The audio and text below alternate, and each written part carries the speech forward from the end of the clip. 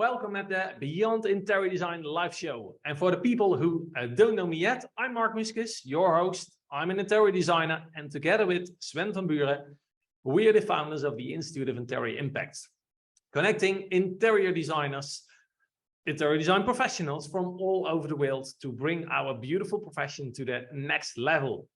And well, let me tell you why we've invited our guest for today. It's because the imaginary worlds that he creates are definitely beyond interior design. This man knows how to wow.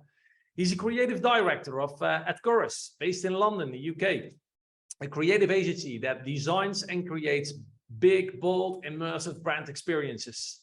Exclusive brands like Montblanc, Bulgari, Johnny Walker, HP, Ford, Ralph Lauren, just to name a few. He's also played creative director for high-profile events like D.I. Joe's World-Class Bartender of the Year competition. And together with his team, he combines creativity with strategic thinking to produce powerful, theatrical, alive and digital experience.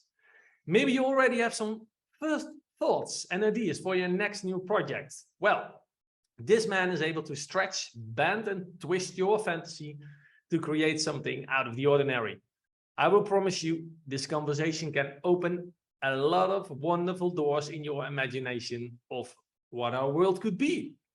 We're going to talk about what we've lost when we grew up, the power of storytelling and illusion, his design hero, Werner Panton, and how to wow, because really, we all want to create something that gets the attention, right? But how?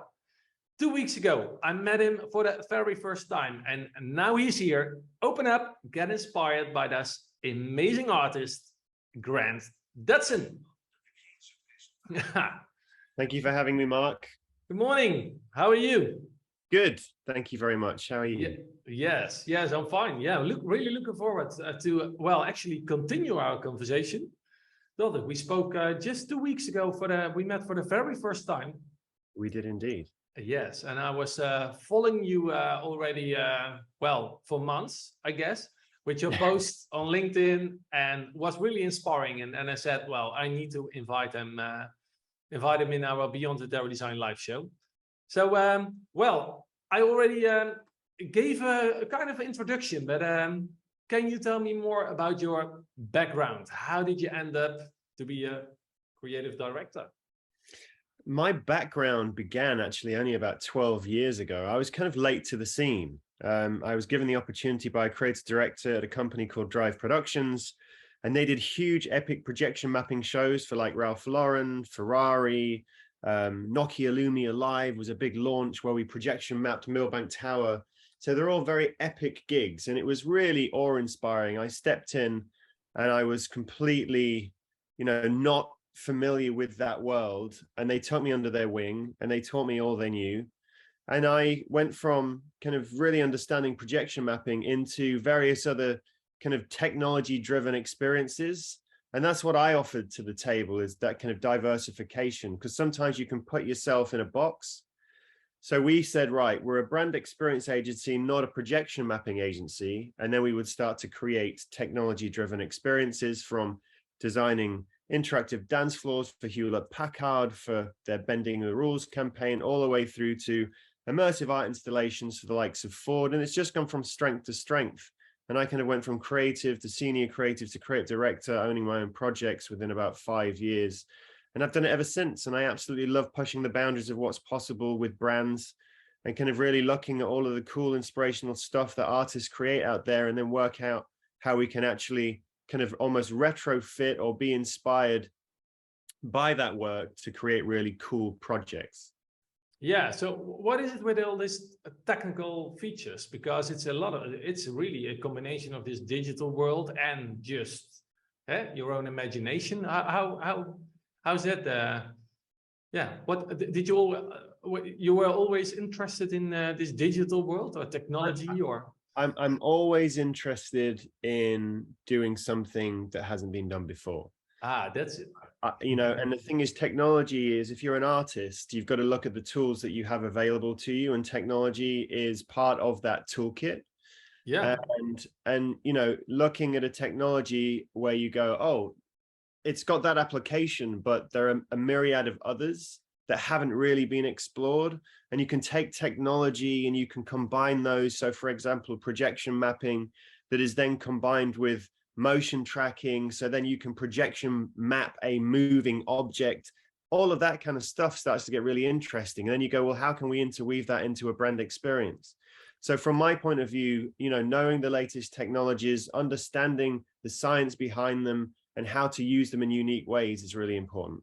Yeah, you said moving traction. So Yeah, what does it mean? So basically object tracking. So you can track an object as it's moving. So for example, if I had a canvas and I was walking back and forth on the stage, we would have the technology that would allow that whole canvas to be projection mapped in real time as I move. So you would combine the technology of kind of motion tracking, like object tracking, and also projection mapping, because normally projection mapping is onto a static canvas, right? Which would normally be a building, for example, but you can do that on any object that you see fit. Cool. And we've done that as well. We projection mapped cars and all kinds of different objects. But suddenly you go, well, actually, how can you projection map something that's actually on the move? And if you've got motion tracking technology, again, that is a technology. You can use that, combine it with something else to create something unique. So there's lots and lots of really interesting and wonderful things that can be done by cross-pollinating technology. Yeah, cool. Yeah, well, you in the first meeting you were talking about a dance floor, an interactive dance floor. Can you tell more about that? Because it was for Hewlett Packard. They were launching one of their laptops, and they said, we want to do something that's really exciting. We want to put the excitement and the control back into, you know, the power or the fingertips, or even just the kind of the life energy of our audience. And they wanted to do something that was very experiential based. They actually had a concert with Bastille that they were sponsoring. So Bastille is a bit of a rock band. And they were saying, well, how can we kind of bring in our laptop to make this whole experience with Bastille so much more engaging for the audience? Because like more often than not, when you see, you know, somebody performing on stage, it's pretty much the same setup. You're the audience, you sing along, you know, they go back and forth with like, hey, you know, and, you know, there's lots of interaction, but where's the technology come in order to really kind of make that interaction a lot more interesting and unique? So we were looking at various technology that was out there, and we worked with a technology agency with some really amazing technologists to design an interactive dance floor that then basically drove the light show. So the more people jumped up and down, the more you would see the lighting design basically come to life. The more energetic the room would be. So nobody was dancing, nothing would really happen. You just had kind of normal, you know, kind of lighting states. The more people dance, the energy builds up, but it's visually palpable, right? It's around you, you're immersed within it. And you know that the more effort you put in, the more reward you will get back. Yes. And then you create that dialogue between the fans and the band through the technology that drives the experience. And the more it builds up, then we had CO2 cannons kick off and all of the rest of it. So it's almost like, you know, the more energy you give, the more you get back. It was a return on investment in that experience, and it worked really, really well. Yeah, amazing. Yeah, I really like that, because, well, if you go to a dance event, and they know for sure when the climax of the audio was there, and they directed already all the paper cannons and the lasers and the fireworks. But it's actually if the audience goes out of the roof already, or with another DJ, and they didn't prepare this show, just the audience can go through the roof, but that's it. There is no effect. That's a cool. How can you put the control almost kind of, you know, within the grasp of the audience, like far too often. And this is my thing a lot, and we can talk about this in terms of interior design as well, but I feel design so often is too dictatorial. We're always the audience, and we're a passive audience. You need to create an active audience that are engaging with your experience and creating. They feel like they're actually part of the creation process, and that's really important, and that's where everything is moving. Yeah, that's a good one. Yeah, because well, we talk about you are really part of something, but actually, it's in most cases more like you are in the middle of something. The experience is around you. Maybe you can't touch it. You're not allowed to touch it, or it's just so directed that it's okay. This is how it's meant to be. Just watch, make a picture, don't touch it, Yeah. and that's it. But it's well, it's kind of boring because when we were kids, you would like to touch. I always like to touch something. Yeah. Is it? And what was the main message when you walked into an art gallery? Not that we went into many art galleries as kids, but, you know, if you did go into an art gallery, even as a teenager, what was the main message? The main message for me was do not touch. Yes, exactly. Please do not touch. Whereas now I want to create a whole art world and an art gallery where literally maybe even the name of it is please do touch. Because that's what people want to do now. People want to get involved. People want to, you know, kind of dive in and experience and interact, and they want to contribute. That's really important. Yeah, we're going to talk later about the vague boundary. Actually, I don't know if it's a vague one. We're going to talk about that, about art installations, art and interior design. Because it's definitely beyond interior design, but there is something. Hey, we need an environment to do something. So we really like to open up people to see the world in with another view, another perspective. Yeah. Well, you were so interested in all this multi-sensory stuff. Who's your? Well, we talk about Werner Panton. Yes, that's your yacht hero, or how can I call him? What was he doing with your mind and your vision? Well, the exciting thing, and I have many inspirational people I kind of look at in the kind of art, architecture, and interior design landscape to inspire what I do. But what I do as well is almost a kind of, I'm at the intersection of all of those. And you'll see as well, there's, and I know we'll go back to Werner Panton in a second, but there's a lot of artists now that are coming out that have these architectural backdrops to their career. So for example, Newman for Use, incredible art collective. All of those started off as architects and engineers. Now they're incredible conceptual, you know, experiential artists. And they work with huge brands all over, but they have that notion of please do touch, please let me invite you in, and please explore the art, dive into the art, be part of the art. And then you've got someone like Thomas Saraceno, again, creating some amazing installations. And on space-time foam, one of my all-time favorites, incredible, in a hanger, suspended at the top, like, and there was multiple transparent sheets that you would navigate through. I mean, just look that up. Like it's a phenomenal world that he builds. He taps into science to bring it to life, but the guy has an architectural background. Werner Panton, he was way ahead of the game back in the 60s. You know, back in the 60s, people were like, oh my God, you know, it's almost psychedelic, to be honest, which in a way makes sense for the 60s. But it's now becoming a kind of a big ubiquitous design steer.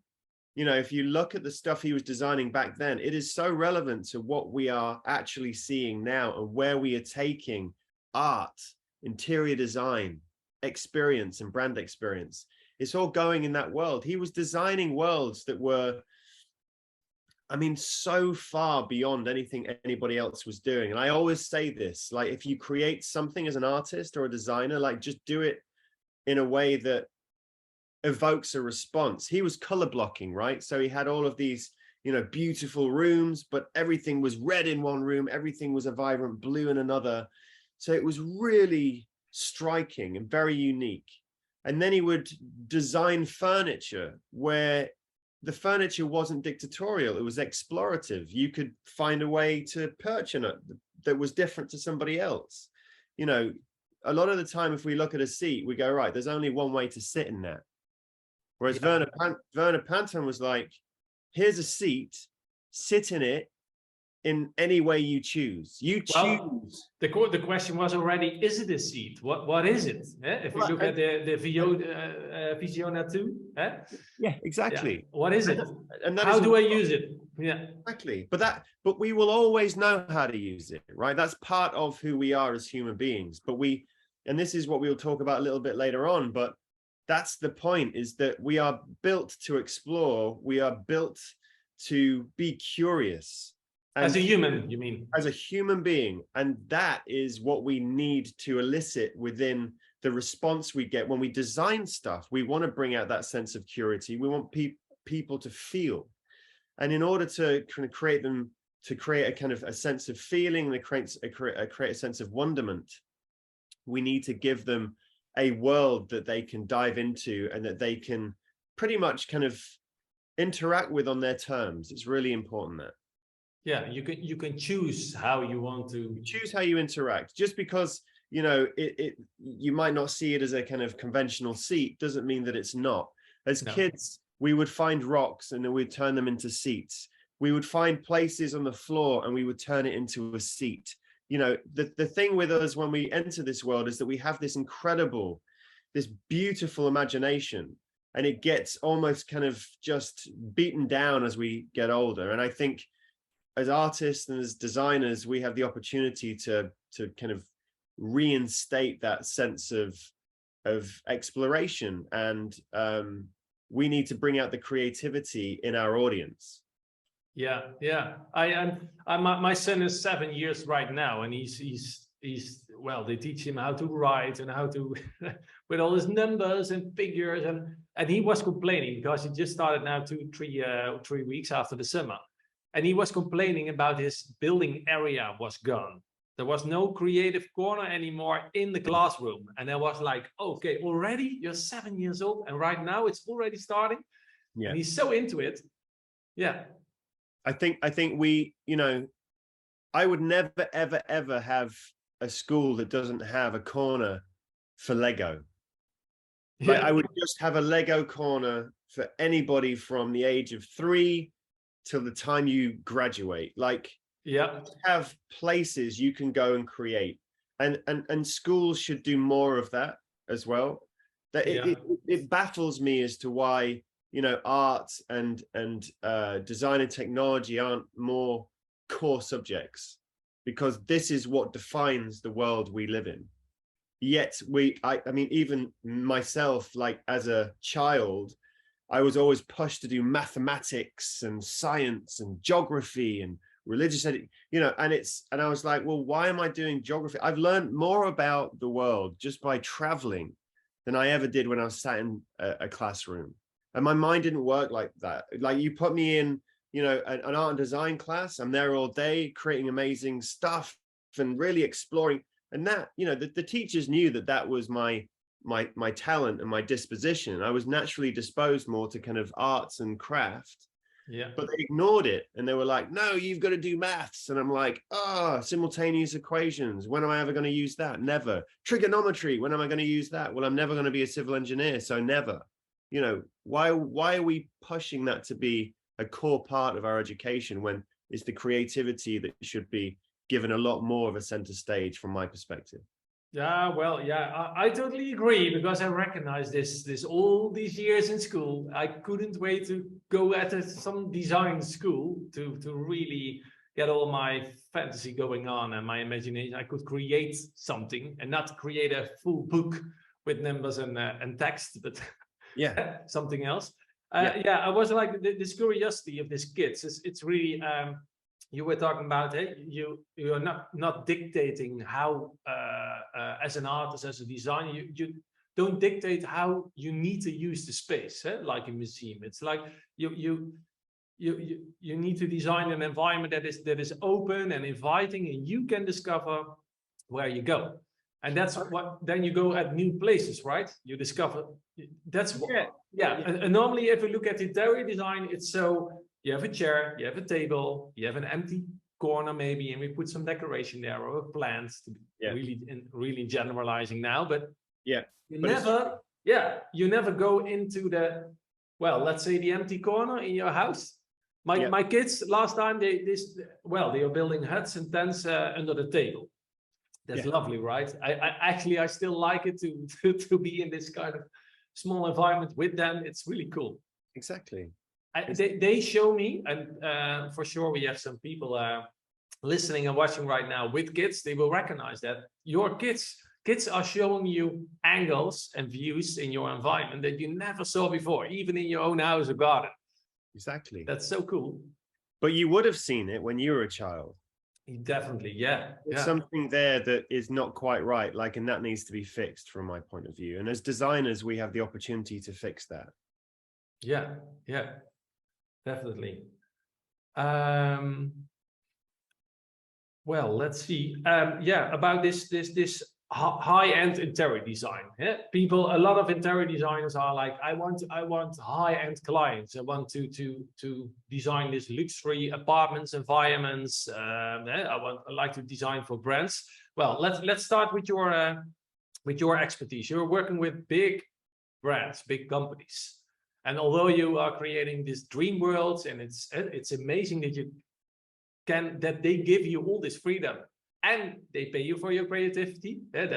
For me, that's the ultimate scenario. Get paid for what you love to do the most, is it? True, absolutely. Yeah, but it's not that they just say, well, let's go with the flow. What is it? How does it work when a brand is contacting you? What is it? Because it's not only this creative thinking.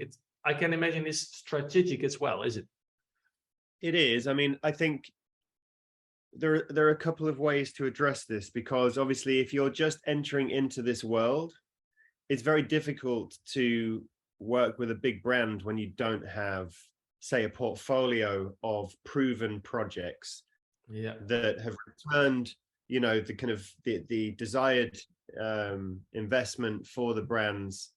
I think a lot of big brands, like I was lucky, like I said, to kind of walk into an agency that already had large brands that they were working with. But then everybody around me had this amazing expertise and a lot of experience within this world that would obviously make sure that the brands were convinced that that agency was the right agency to deliver something that would make them look good and that would obviously, get the return on investment from the project. And I think it's one thing to say, okay, I want to work with big brands, but you kind of sometimes got to work your way up in order to get there.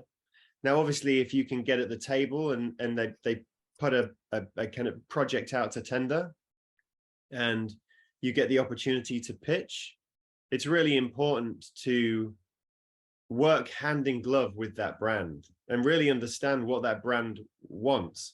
Where has it been? Where does it want to go? And also look at the trends that are happening. Is it about competitive socializing, right? Is it about, what do they want to do to their audience? Like, how do they want to make their audience feel? And so I think I always start there. I go, well, what at the end of the day, it's about creating a response, a visceral response in their audience, and then converting that into whether it's buying a product or engaging with the brand in a multitude of different ways. That for me is always really important, and that has to be the foundation of your creativity. It always has for sure, the brand, that's their strategic outcome. They want this brand experience just because they want to make the numbers, they want to sell. They want to sell. I mean, let's be honest, that's a brand's objective. But it's our role as creatives, and we are working within the parameters of the brand world, which sometimes can be limiting. But at the same time, you have the opportunity to steer the brand and to go, look, let's do something you've never done before. Let's do something and err on the side of radical for a change. And we say that because if you do that, then you'll get your return on investment by taking a minimal risk, but you'll also stand out because you're coming across as a confident brand. Like, it's our job to make the brands look confident and not to do the same facsimile stuff that's been done time and time again, you know, kind of regurgitating, you know, like run-of-the-mill activations. I think brands, at least from my experience, they, you know, they do like operating within a territory of safety. Yeah. Of course, because they have a reputation to uphold. But if you can convince them to step out of that ever so slightly based on your expertise, and you can also kind of back your idea with some real hard data to go, look, this is what that brand did. They took a risk. That was their return on investment. This is what that brand did. They took a risk and that was their return on investment. This is what the art scene is doing right now. And this is what the engagement looks like, right? So it's kind of, you're taking a few different things and you're going, what, that brand did that, but we could actually bring in this art installation concept. And that's proven as well, because, you know, it's a hugely successful installation. And then you start to kind of just combine all of these different facets and they become almost principles of how you sell in a concept, because it's all about that kind of initial strategy that all of the creative is steeped in. You have to go, right, this is why it's going to work. You're there to convince. Yes, yes, that's a problem. Most of the time we creatives have the problem. How do we convince our client this is the best solution for them, or this is to give them the guts to create this crazy foolish idea maybe, but they know still deep in the heart they know it works, but they have, wow, what would they think about me, and can I live in it, and all this mind.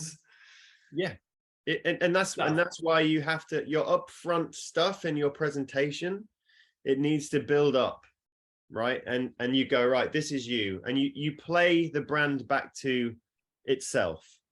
You know, we know who you are. This is who you are. Yeah. And this is where you've been, and this is where we want to take you. Yeah. And this is how I see you, how you could be with this experience. Exactly. And this is how you'll get there. Yeah, great. Yeah, and actually there was a kind of hidden advice, and I want to get back to this because you were talking about if you don't have a portfolio. A lot of interior designers are making their project for their portfolio first, because they say, when I have this project, when I have this client, then I can convince my client. But what you did actually with convincing the client, you've shown them examples of art installations of, well, at least in your expertise area, that works, and you prove it. You say, hey, maybe could imagine I'm a startup and I just want to start working with brands, and you have this crazy ideas, you have this vision. That's what you can communicate. Is it on your website and on your social media? You can show who you are as a brand.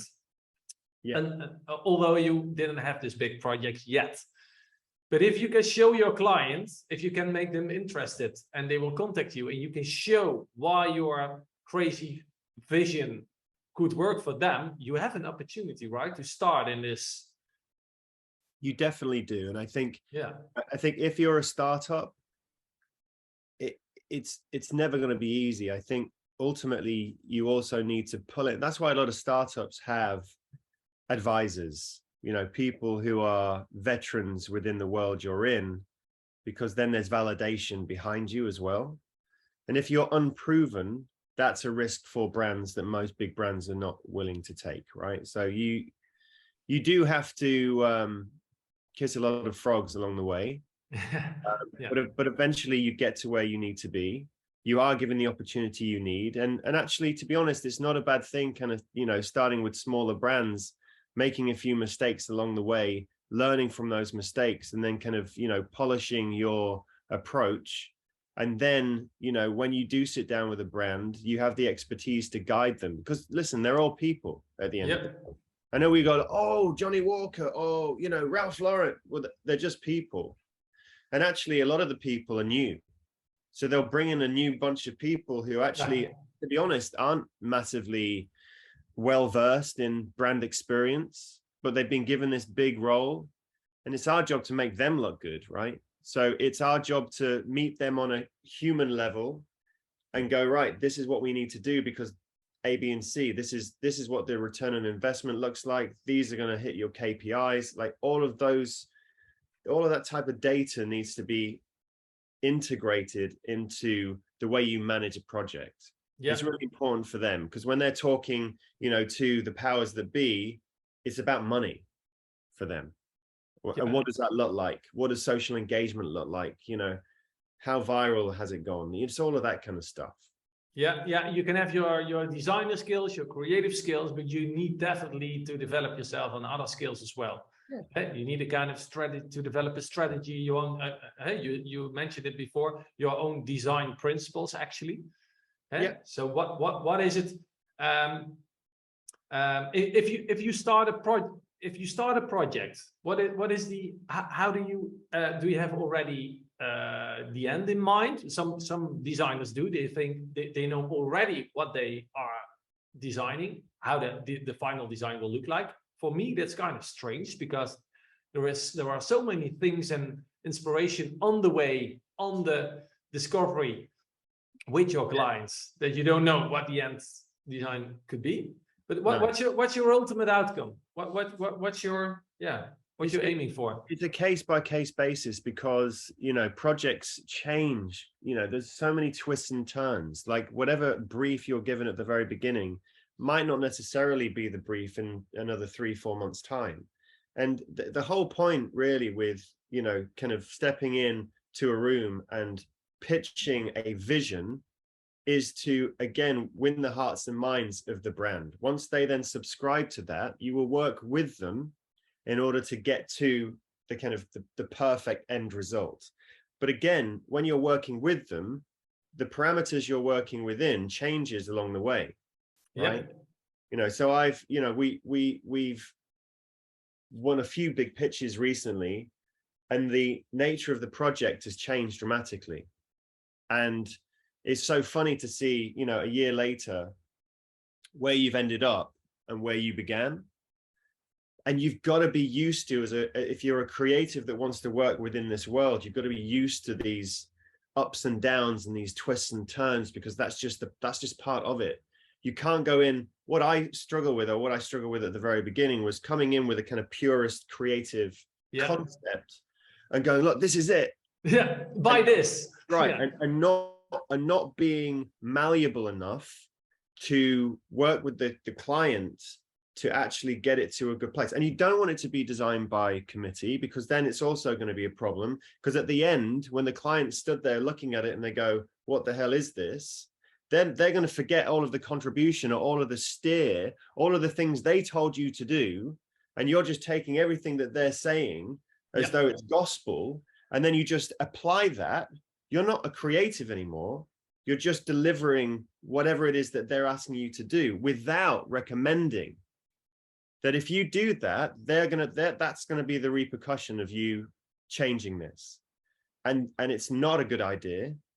Half the things that I have to deal with is actually managing expectations and advising the client around what should and shouldn't be done, because we get a lot of, on the other side, them going, well, change this to that and do this and do that. And it's like, well, if we do that, you're not going to get your return on investment that you want. Yeah. What are the consequences of shifting? And so you need to educate them, to guide them. It's crucial. It's an integral part of your role. Yeah. And it works actually in two ways, because they are teaching you about their brand, or if you work residential, they're talking about you, about their lifestyle, the lifestyle they desire, and what they have right now. And so you're continuously. So if you have a method for that, to communicate with your client, to educate each other, for me, that's the highest purpose you can get on a creative project. You're building a relationship with them, and you're acting as their creative guardian. That's how you need to see your position. Creative guardian. Yeah. You're working Sounds good. In a brand, right? You have an aureole around your head. You're an angel on the screen as well, with the picture in the back. Yeah. Yes. You're the creative angel. Well, it's really cool. Let's give the example of Ford to make it really practical. you were designing a brand experience for a new car release from Ford. For Ford, And, yes. Yeah, and we were talking about this multi-sensual thing. We want to activate all these senses, but you had a different idea with it. Well, Ford came to me specifically through an amazing agency, actually, about 5 years ago, and it was a whole press launch for Europe that was located just outside of Madrid. And the way that these press launches work is that generally what happens is, the press will get picked up at the airport in one of the cars. They'll drive down beautiful kind of long winding roads. They'll end up at a gorgeous destination in a castle or whatever it might be. But then when it comes to presenting the car and the features of the car, they undergo like a PowerPoint presentation, and it's really quite dull. And so Ford were like, can we do anything that's a little bit cooler than this? Like, the thing is that they had about 50, it was across 4 weeks. And on the first day, we had about 50 influencers turning up. So a PowerPoint presentation is just not going to cut it, right? Not Instagrammable. Exactly. They're not going to stand there and go, and half the time as well, let's be honest. Most of the time we don't want to be there. We'll sit there and we'll just go, oh, what is this? And if you're in a drab environment, like, it doesn't encourage you to engage. That's the power of being an interior designer, to create a world where you're like, oh my God, I feel really excited to be here. So you're almost more stimulated to engage and to listen to what's being said. It's not always the case, but generally if you're designing an event, that's the space that at least I create in order for, that kind of engagement to intensify. So I said, we'll create a series of immersive art installations that will tell the story of all of the different features you want your audience to know about. And to give you an example, one of them was about the interior design of the car, the materials that people felt. So I designed a touch tunnel. And the touch tunnel was not really a kind of, it wasn't a straight tunnel. It was more of a labyrinth, so a maze. It was pitch black. And so you were forced to navigate through, but you had to rely on your sense of touch to get through. Only touch. Only touch. Yeah. You couldn't see a thing. So as a result of that, we then lined the walls with all of these different materials, from natural, like tree bark and grass, and all of that, to man-made, so bubble wrap and sticky tape. And we had a collage of rubber gloves that we blew up and sprayed with water to freak people out a little bit, because that's also important, to have the fun. Let's not take the fun out of these experiences, because that's when people really get quite excited. How do you make people feel? You want to elicit that kind of sense of excitement. And then when you get to the end of this labyrinth, we had all of the different materials that you have within the car. So you're naturally more attuned to your sense of touch by this stage. Your sense of touch is so much more intensified. So you would feel the kind of calf leather seating, and you'd feel the stitching and the paneling and all of that we layered on the walls. Yeah, normally I can imagine when you normally saw the cars, like, I take a picture, and again, do not touch on all these car expositions. There is a red cord around it. Do not touch this concept car. I'm like, I want to get in it. Yeah. And but even for so many events where they go, oh, feel the leathers, and these are the different, this is the palette of leathers, and people are feeling the leathers, but it's like, how connected can you be to that experience when you have people talking in the background, and you've got an announcement for another talk that's just about to take place, and like we live in a world of distraction. So it's about kind of creating a bit of a sensory deprivation experience where you just focus on one sense and make the most of that and tell your story through that experience in a really intensified way. And then you would meet, say, the interior designer when you get out of this touch tunnel, and then she would contextualize the experience, and everything she had to say about the interior of the car was so much more interesting because of the experience everyone's just had. Yeah, you connected with all these emotions. So even when the car was really boring, because you had this experience first with all this touching and all this stuff, it's way more interesting to you want to touch the car because you are focusing now on touching. And people were going through it more than once. Like they kept going through and talking about it. Did you feel that? Did you feel that? No, because you were not there. You could miss.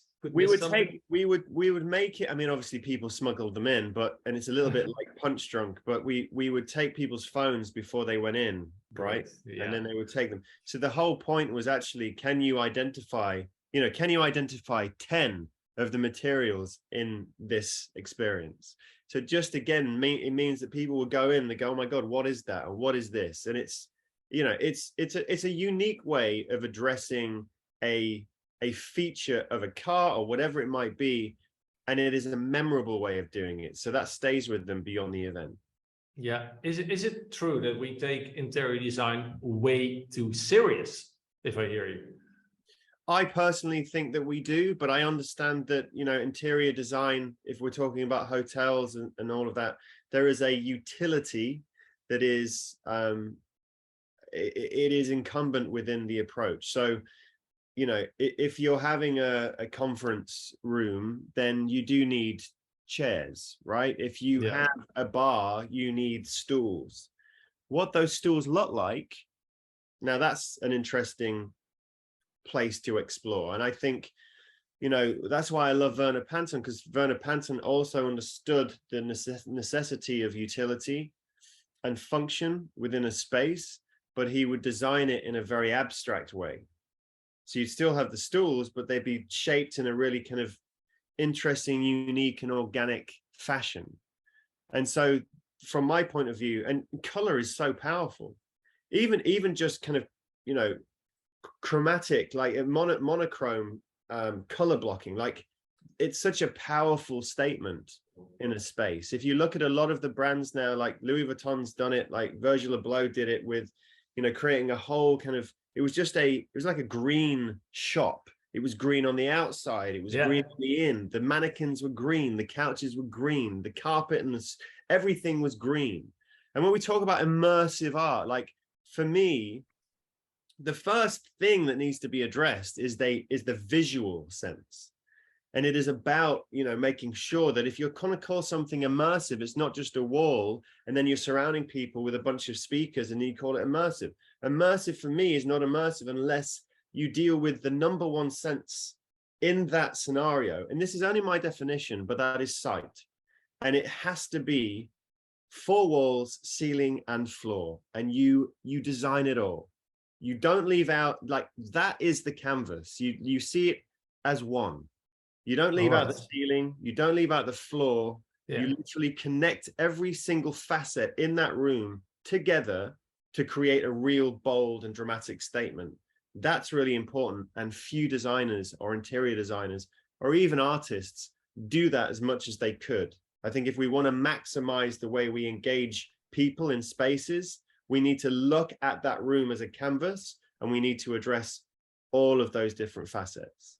Yeah, great, because this is actually the answer to, is it, in what kind of way is it interior design or is it just an art installation? But if you're talking about floor, ceiling and 4 walls, you are in a box, you are in an interior space. So actually then from that moment on, it's interior design.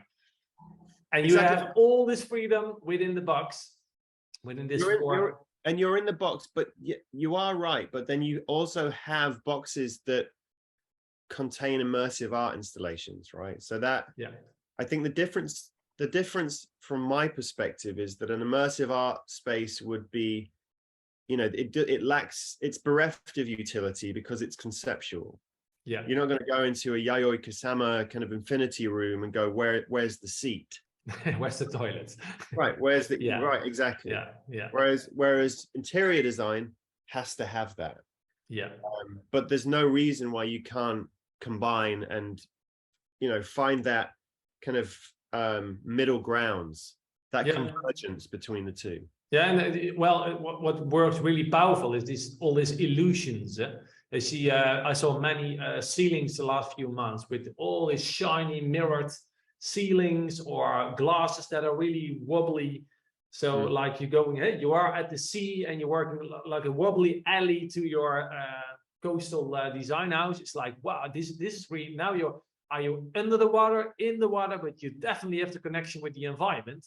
Yeah. And it's designed, it's artificial, but it's reality too. You're suspending one's disbelief, and I think that, you know, again, it's about how do you make people feel, right? You know, Yeah. if for a moment you stand there just looking at something and you can't quite grasp what you're seeing, again, you're taking them out of their sense of normality, the sense of their everyday. That's what we want. Yeah, but it's not escaping from reality, is it? It is escapism, but it's within the kind of the parameters of reality, but you're bending reality. It's still real. Yeah, it is. But you're questioning the experience that you're having at that time, because it's something that you've never had before. Yeah. And I think looking at artists like Peter Cogler and Leandro Ehrlich and artists like this that absolutely do leverage all of that illusory art. I love anamorphic art. I love lenticular art. I love all of that kind of stuff, because you look at it for one moment, and what you think you're seeing for 1 second changes the moment you step to the left or step to the right. And again, it becomes a very personal experience, because it's about your point of view. So I think there's a lot of really interesting opportunities through illusion and doing it well. You know, and I mean, check out Peter Cogler. Like the rooms that he creates are just mind-bending. We will, well, I think you mentioned a lot of names in our conversation, and some names I will recognize, some are new for me. So what we will do, we will combine them on a page. Let's make a landing page of instituteofinteriorimpact.com/grant, for example. Yeah. And we can put the pictures and the stories over there for you of your examples, so people will they can check if they have the right illusion and the vision of what you were telling them. Yeah. So it's well, yeah. You said it before, guided reality. It's really cool to take people on a trip to discover the world and to create a kind of belief that there is more, right? That's what if you are in this strange environments, you know, it's not a normality, but you know, you think this could be my world. This is my world, but this could be my world. All these layers, and we're adding with all this new technology in the world, we're adding a lot of new layers that we don't know what is real. No.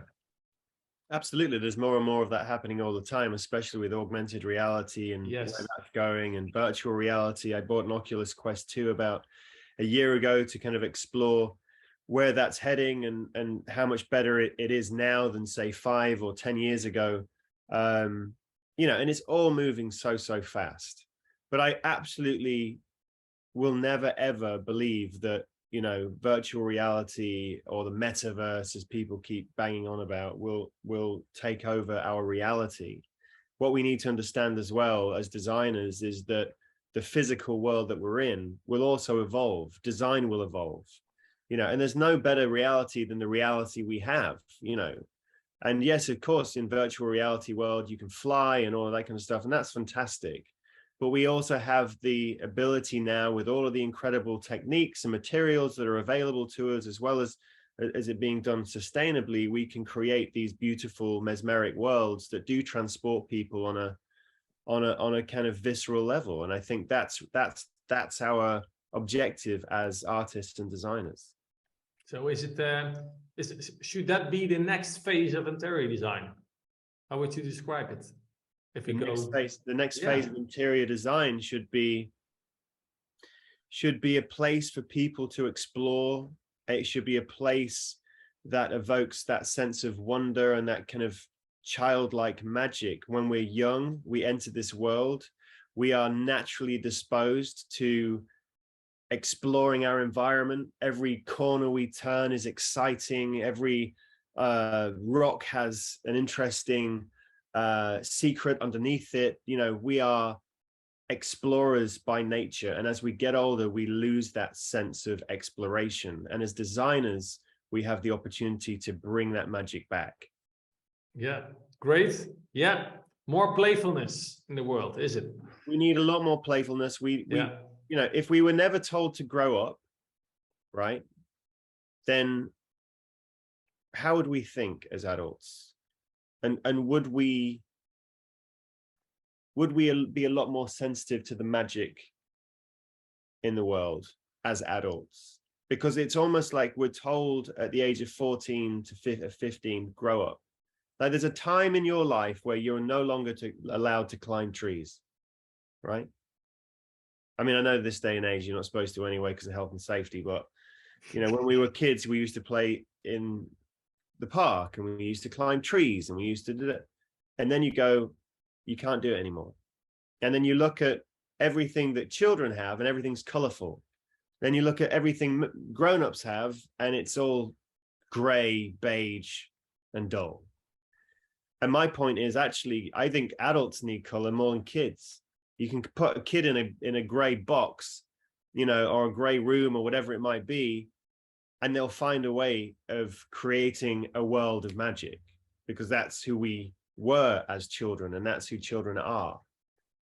So my point is, let's bring out that sense of play again through design, and don't be afraid to use color, and don't be afraid to take a maximalist approach, because minimalism is everywhere. And I understand, you know, that there is a time and a place for that as well. But I think especially coming out of COVID, we're going to see a lot more of this kind of very vibrant maximalism in design.